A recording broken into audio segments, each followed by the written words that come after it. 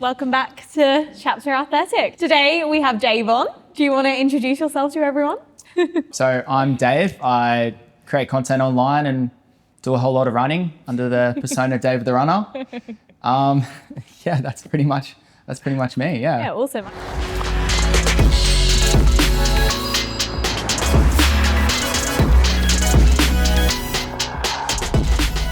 I'd love to know, how did you get into running? What's your journey to running? I think I started maybe about 4 years ago, and yeah, it wasn't going to be what it's turned into today. It was more just like running for fitness and to get better at footy and whatnot. And then I think back in maybe about 2020, my girlfriend bought me my first Garmin and my first pair of Nike Next Percent Tempos, or Tempo Next Percents. Have you guys worn those shoes before? No, I haven't. Have you? Oh, they're like the original sort of super shoe, and they were just amazing. But anyway, so I got those, and then slowly started building up the running. Signed up for a 30K as my first race on the Gold Coast. Did that to raise some money, and did that with my friends. Ran it, hated it. I think I had maybe 2 or 3 months off running after that, and then after that I pretty much got back into training and got stuck in and signed up for the Brisbane half, led to the Gold Coast full, and then here we are. Yeah, awesome. I feel like everyone can relate to that, is like launching yourself into a race and then going, I hate that. I'm not doing that again. And then somehow literally you find yourself back in another race. Yeah.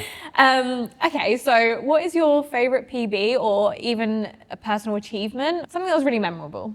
Yeah, I think probably my favorite memory would be like running sub 3 for the first time at Gold Coast. Yeah. It's kind of like that. It's that big milestone number that everybody kind of like strives towards. So yeah, that was probably my biggest memory and my favorite experience. Yeah, it's probably like the last time I've had a good marathon as well.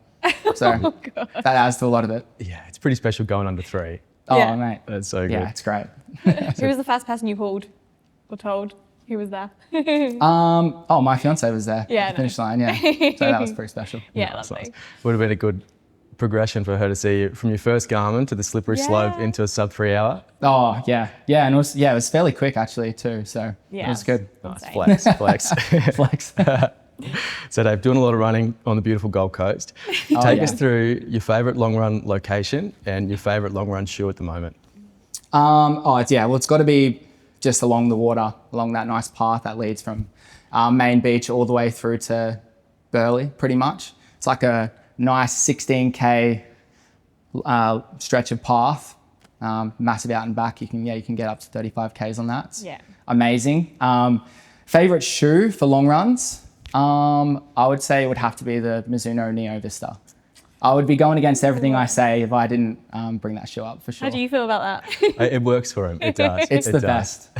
Yeah. No, awesome. I feel like if anyone has been to the Gold Coast, chances are you've probably run past them. So I see the same people just every Sunday all along. It's really good. And it's getting busier the closer that Gold Coast Marathon comes around. There's just more and more people. It's going to be peak time the next few months. Oh, yeah, it's going to be crazy, especially as it gets cooler. You actually get traffic as well there, don't you? Yeah, down hedges. It's a lot of girls on hot girl walks, and it can get a bit crowded. A few to dodge. Now we've got a quick would you rather. Okay, you ready? Okay, I'm ready. Right. Would you rather have to run every run for a month in your least favourite pair of shoes, or keep your shirt on for every run for a whole month? It's got to be the shirt on. It's got to be the shirt on. I can run with the shirt on.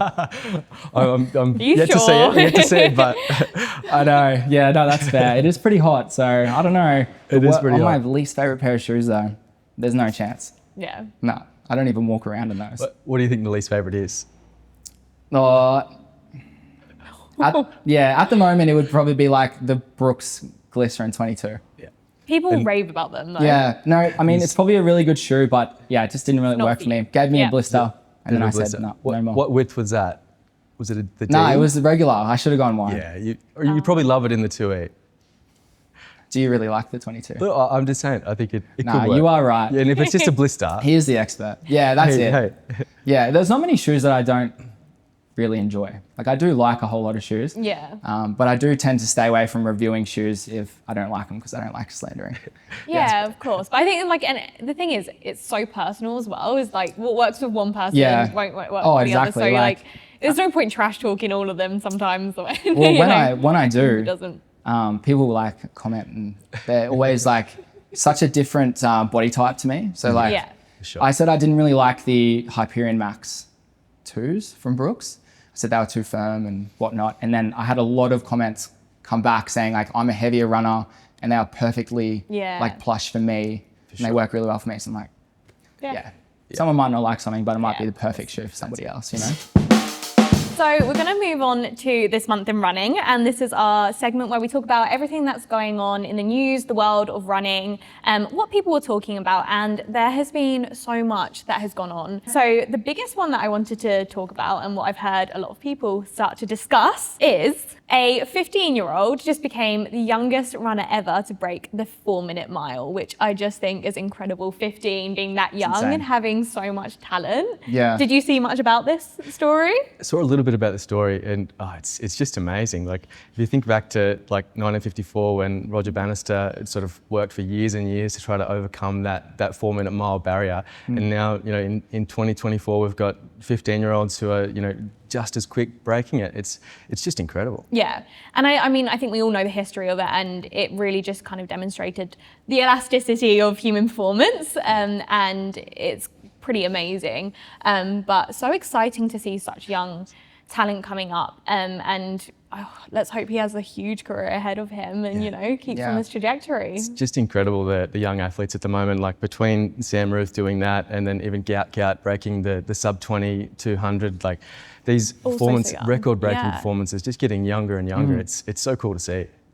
Yeah, 4 minutes is just an insane time. Like, do you guys know your mile I don't know, PB time? I do kilometers, so like I just know the 1 kilometer for Yeah. me, but it's what would 4 minutes be anyway, like 2:20 or 30 or something per K?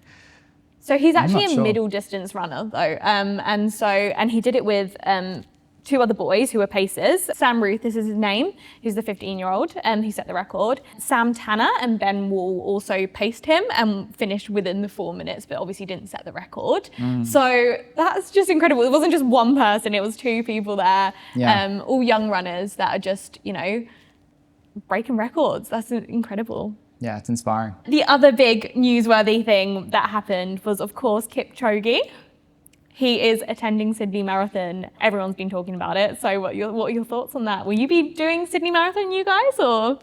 I won't be. Will you, Dave? Yeah, I'm doing Sydney Marathon this year. Nice. You locked into the full? Yeah, locked into the full send. So cool. Yeah. Oh, I think it's awesome. Like, just thinking about him, because there's a lot of times when using both sides of the roads, changing directions. So there'll be lots of opportunities to see them run past. Yeah. Yeah, it would be. It's pretty special. Such a beautiful course, isn't it? Like, you sure you're not going to try and keep up with him as well?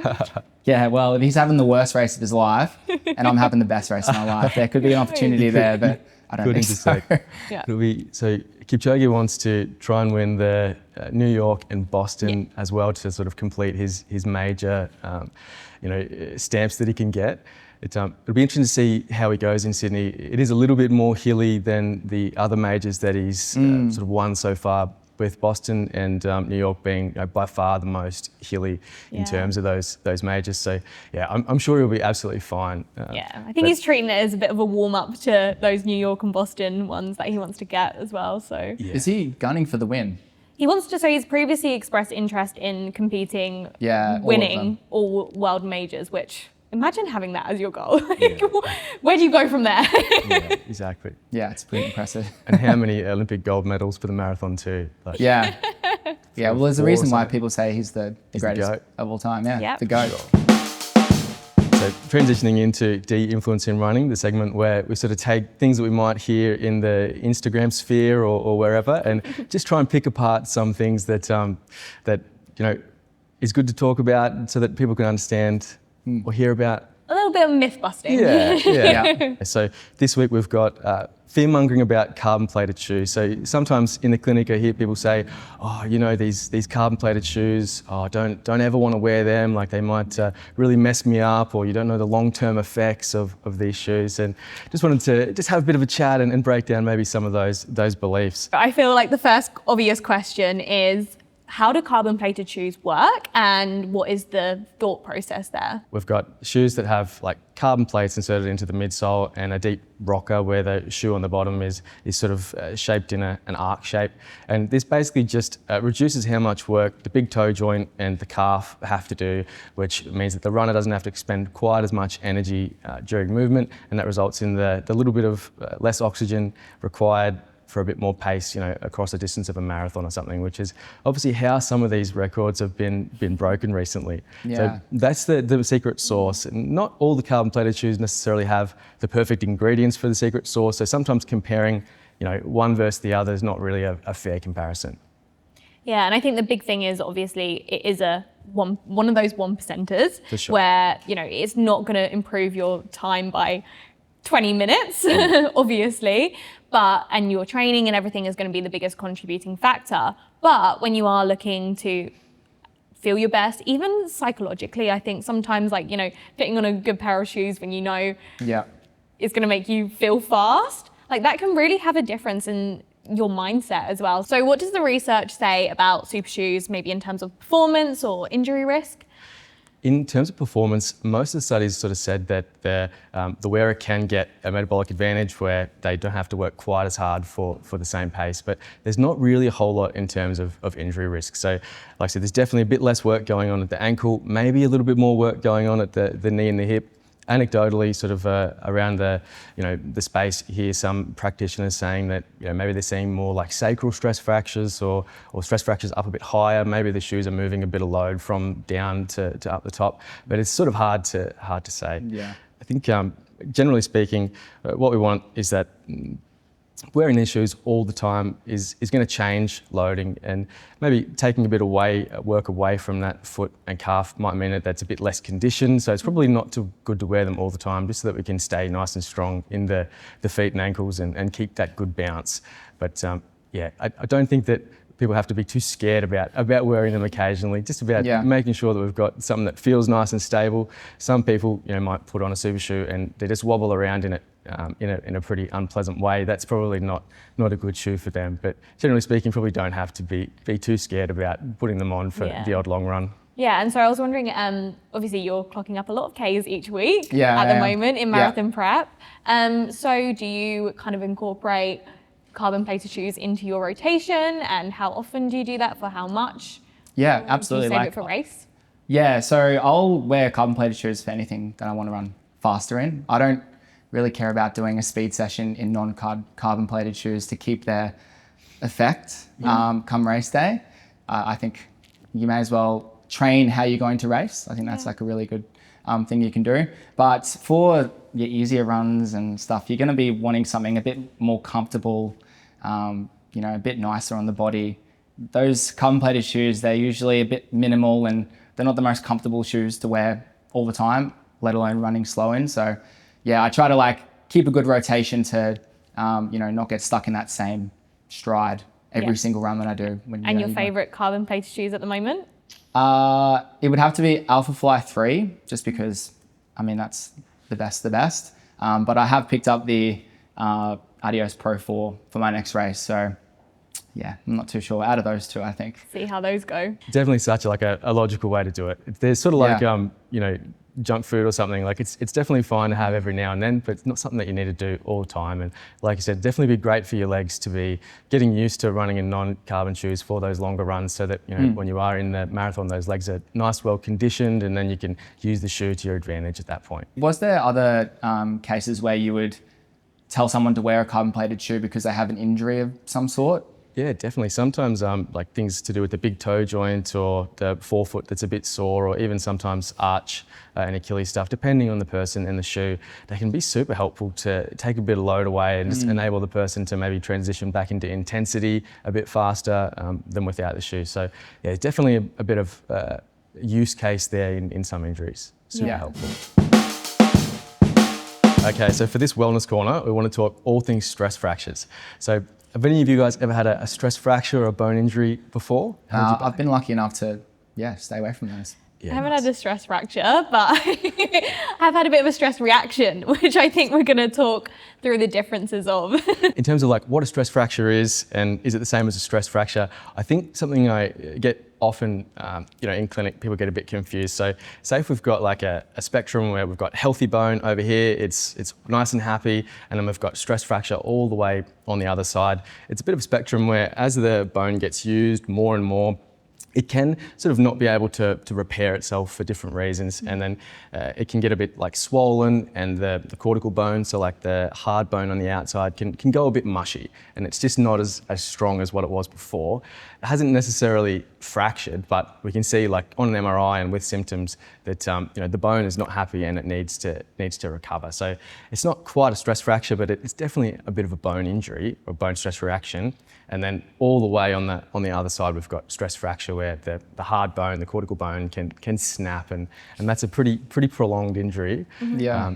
Definitely had a few in at the moment, and not something that any runner wants. Yeah, so what are the biggest contributing factors that you're kind of seeing coming in? I assume it would be load, under-fueling perhaps, or For sure. what else? For sure. So definitely both of those things. So the load, just in terms of total kilometres a week, maybe there's been like an increase in intensity, and like you mentioned, Zoe, sometimes just our ability to recover. Say, for example, if we are accidentally under-fueling or going through a stressful period with life, so not able to sleep normally, all those things. So anything that sort of disturbs the bone healing and then the bone getting used in a way that prevents it from healing can contribute. So yeah, definitely those big changes in load are the main ones. One of the things to watch out for is any like significant pain and swelling that sort of presents over the top of a bone. Not being able to hop on it is a good one. The bone, if it's like the injury, if it's not really warming up during the movement, that could be a sign that the bone needs to get checked out. But yeah, it is a bit tricky too, because sometimes it does warm up and it's still a bone stress injury. So a bit of a tricky one, but just good to watch out for, especially if there's been a spike in load.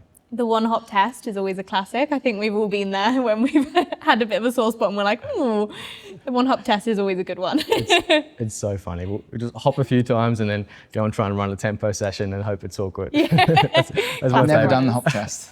You've never had any injuries then? You know? I kind of have, but I don't know. I've never really thought about that. Oh, okay. Bones are too strong. Too to worry strong. about it. Yeah. All that milk. It's just the calves. If you want to heal your bone, whether it be a stress injury or stress fracture, what should we be doing? Resting off of it? Should we be down in a gallon of milk? Because I feel like that's something that people try and go do. I do think both of those things are good, but maybe checking in, with your local health professional first. And it's a bit tricky with stress fractures and bone stress injuries, where sometimes maybe if you present to a GP, they might be like, oh, well, we must get an X-ray first. And these injuries often don't show up on X-rays until it's really bad or it's been there for quite a while. So X-ray is not helpful. MRI is a lot more helpful because we can see in the bone, we can see that swelling inside. Yeah. So getting it diagnosed properly is a key one. Maybe not saying that a stress fracture is definitive. Next one is they have to be offloaded. So we have to get the bone's ability to heal to be prioritised, and often that just means much less bone loading. So a stress fracture can be, where depending on where it is, can be offloaded for a pretty long time. It is a bit of a tricky one with these bone stress injuries, where depending on where it happens will sort of dictate how important it is and how, what the treatment is. So there are bone stress injuries that are more low risk. So these are some common ones at like the middle of the tibia or the shin. It's more of a low risk one, or at one of the metatarsal bones. And these ones normally heal with not very much complications. They've got good blood flow. They don't get loaded in a weird way. But some other ones, like there's one in the top of the foot called the navicular. That bone can sort of crack and it's hard to heal. One's in the femoral neck. So these are more high risk ones where they have a higher risk of problems and a really delayed return to running. And I feel like shin splints is the one that you kind of hear about the most and probably see the most, I assume. It's kind of like something that a lot of new runners encounter? That's actually a whole can of worms, Zoe, to be fair. We've got like a common, shin splints called medial tibial stress syndrome, where essentially like the soft tissue that connects to the bone can get really tender. And if that's left alone, it can develop into a stress fracture. But it's actually sort of a slightly different thing altogether to a tibial stress fracture. So that's probably another one where we do have to play that a bit carefully. Yeah. Sometimes with the shin splints, if the area of tenderness is really small, say it's like less than 5 centimeters, and it's came out of nowhere, that can sometimes be a bit more sign, let's say, tibial stress fracture, as opposed to that shin splint. So if it's like that concentrated bit of pain, I guess, just to reiterate. Sure. Yeah. Okay.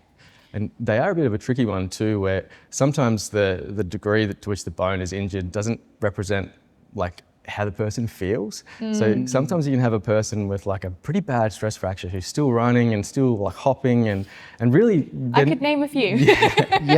One of our close, one of our close friends. That was a pretty good example of the MRI being a bit like, wow, and then still being able to hop and jump on the day of the MRI. So it's sometimes hard to trust and good to get it checked out. And I think when we love running so much as well, we can sometimes like not make a big deal out of it because we want to continue running, but it's the worst thing you can do, and you're just going to make it worse, really. Yeah, well, having a rest day is the worst thing ever. Yeah. So, anything to stop that. Yeah. The world is ending. Like. We're going to move on to running culture, and this time we're going to keep it extremely local. And by extremely local, I mean right here. We've got officially an ultra marathoner. How do you feel after this weekend? Yeah, got it done. So Noosa Ultra Trail on the weekend. It was a beautiful weekend, like such a nice course. My first ultra marathon, so a lot of good to experience that, a lot of learnings, and pretty happy to be here. Not too sore in the legs, and don't feel too bad today. So it was an incredible event, and I did the 25 kilometer. You obviously did the 50 kilometer. It was so hot and humid. It was ridiculous. I was saying a friend's phone just completely died after it because it was overheating. Mine said it needed to cool down for about an hour. So it was really tough conditions, and I can't imagine how you were feeling 40 kilometers in. It was pretty tough, yeah. Mine was more of a long walk. Yours probably more of a run. It was a bit more, but there was also parts that we did have to swim. So I'm going to call it a triathlon at this point. For sure. Just needed a bike to finish off. But it was an incredible event, and what particularly stood out to me was just the community feel. And I think we've all been to those kind of like smaller race events where it's just so supportive. It was such a lovely local feel. There's so many local runners, so many amazing, incredible, strong runners. Some great people athletes, running super fast across trail. I don't know how they're doing it. For sure. Obviously, Cyclone Alfred kind of played a bit of havoc with the trails as well, so it was definitely an interesting experience. But I think I'd love to kind of do some more of those smaller events, and I think especially with obviously all the big races selling out, it's definitely a sign that you should kind of consider those smaller races as well for a nice feel, and also just a beautiful weekend away in somewhere like Noosa. Definitely, and I think more of those sort of ultra and adventure type races are popping up. So there's not necessarily a whole lot of new like marathon and half marathons being put on the calendar, but there actually is for those ultras and adventures. So the rate of people attending those is coming up so fast. So such a great way just to train and have a good weekend, and just compete in Australians' nature. Like, how good's that? Yeah, Noosa, beautiful. Yeah, so cool. And I think the thing about Australia and trail running here is we've got so much diversity. When you think about all the different states, it has just something different to offer. And obviously this was very like almost rainforesty Queensland, but we've got the Blue Mountains and whatnot. So it just makes sense why Australia really leans into all the trail running and adventure racing. Yeah. But adventure racing is a really interesting one where they can kind of combine, cool. Running with kayaking, or you see all these crazy events coming out of Red Bull, for example, with Race to the Sun, things like that. Would you ever do anything like that? I don't know if I would do a kayaking race. That'd be an interesting training block. But I would definitely do a team like cross-state race. I think Yeah. that's really cool. Yeah, they're really cool. They're awesome. I do love the team stuff, and I think that's why I love High Rocks doubles. Like Turf Games was one of my favorite weekends ever.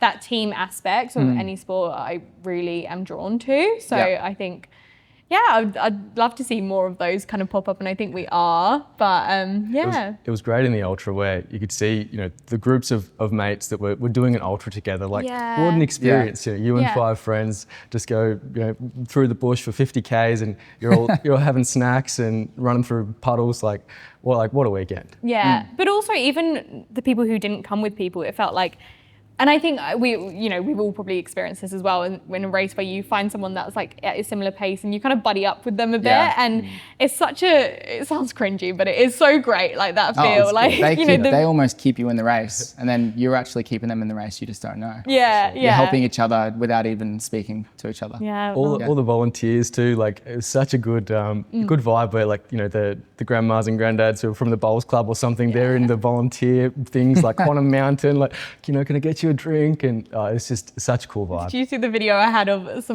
this volunteer who was like, "Oh, here's your Instagram moment," and I was like, "Oh my god!" Because we had to get a bus up to the top for the 25. And you get a bigger bus and then you get on a smaller bus, and the bus drivers were like getting involved and like getting in our pictures and stuff. I was like, it's just such a lovely feel. So I loved that. Yeah. And shout out to Noosa Ultra Trail too. The medals were cool. Yeah. You got to have a good medal. Got to have Yeah. a good medal. Yeah. It wasn't my favourite. They're good, but Bringing it back to like more that team sport, to the race of the sun or whatever. Yeah. Usually, like running is a very individual kind of sport. Yeah. You train alone, you race kind of alone, but having a team and being able to do those cross-state or like those adventure races actually allows you to do the team aspect. Yeah. With your friends. Like, it's kind of Ekiden.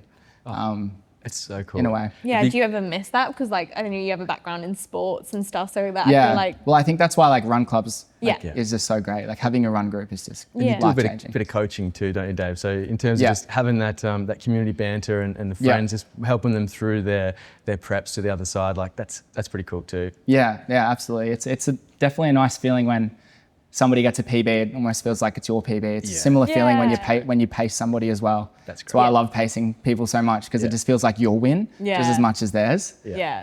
I am eternally grateful for you for that that pace last year at the Gold Coast Half. Yeah. Got across to a PB. That was so good. I was so thankful So for did you you guys there. organise that, or what happened there? Like, No, it was like that was when I first met Darcy, I was- think. oh really? The first meet, hadn't even said hello before. Yeah, so I that met was him pretty cool. in the corral, like in literally. the wave. And we're like, yeah, let's do it. And did you know him as a famous Gold Coast influencer, rumfluencer? I didn't, but after that, I had a good look and sussed him out, and it went from there. Oh, I thought you were like fangirling over him. Like, oh my god. Or maybe it was after. It's where the bromance began. Yeah. That's right. And the rest is history. So Dave, what's for you next? What have you got coming up competition-wise over the next little while? I'm 5 weeks out from the Ballarat Marathon, Yep. where I hope to run 2:45 or under, hopefully. So yeah, I've been training for that for the last 10 weeks, pretty hard over the summer and through the cyclone. And Awesome. So nice flat course at Ballarat, and pretty cool as well. yeah, in I mean, Victoria. I mentioned in one of my videos that it was flat as a tack, and somebody came at me and said there was a little bit of incline, but I think there's 85 meters over the marathon, so that's- it's Over a marathon, pretty that's all flat. right. it's pretty flat in That's pretty my flat. regard. So yeah, it's meant to be nice and flat, and hopefully a cooler morning as well, which is almost a little bit unheard of this early in the year. Yeah. In definitely in Queensland. I mean, it is in Melbourne, but yeah, usually it's a lot hotter. I made that mistake last year at Noosa Marathon, Yeah. where I just was cooked in the humidity and the heat. So I said, never again. Yeah. I'm signing up for Ballarat. It's a pretty cool part of the world, and I'm sure even just with the humidity being like half of what it is anywhere in Yeah. Queensland, Yeah. you'll feel that even if the absolute temperature's not like super lower. It should be a good one. Excellent. I'm And excited. Do you What about- coach? I know you coach other people. Do you coach yourself? Do you program yourself? Or? Yeah, I do. I am for this prep. I have had coaches in the past, which I would recommend everybody to Yeah. get a coach at least once, because there's always something you can learn from a coach or something you haven't thought about. And it's just really, you learn so many different things you can implicate into your own training. So yeah, getting a coach at least for one training block is just great. takes the stress out of thinking what you need to do. And Yeah, I think there is a learn a huge lot. aspect of that, of like just stepping out the door, knowing your session is ready to go. and the accountability as well, like which I think a lot of people do really well with. Yeah. And Yeah. just knowing someone's got your back, it would help a lot. Yeah, absolutely. Yeah. Yeah. Even a bit of positive encouragement. And Exactly. Yeah, it you're doesn't not go having the well. best day. It's nice to be told that it's going to be okay. 'Cause, I mean, you have to expect in any block a bit of a moment where you have a bit of self-doubt and things like that. So it's always good to have someone have Yeah. your back. So Yeah, absolutely. Thanks so much for coming today, Dave. So where can people find you if they're looking for Dave the Runner? Well, you just said it. You can pretty much just search Dave the Runner anywhere and you'll probably find me on a Perfect. platform. But yeah, on Instagram, Dave the Runner, and then YouTube is where most of my attention and most of my effort goes towards. or along the Gold Coast running up and down with the shirt off. Here's Yeah, the other yeah. Just sing out and you'll find me. somewhere along there. Thanks so much for coming along. It's been great Thanks for having me, chatting to guys. you. Yeah, no, it's been really great.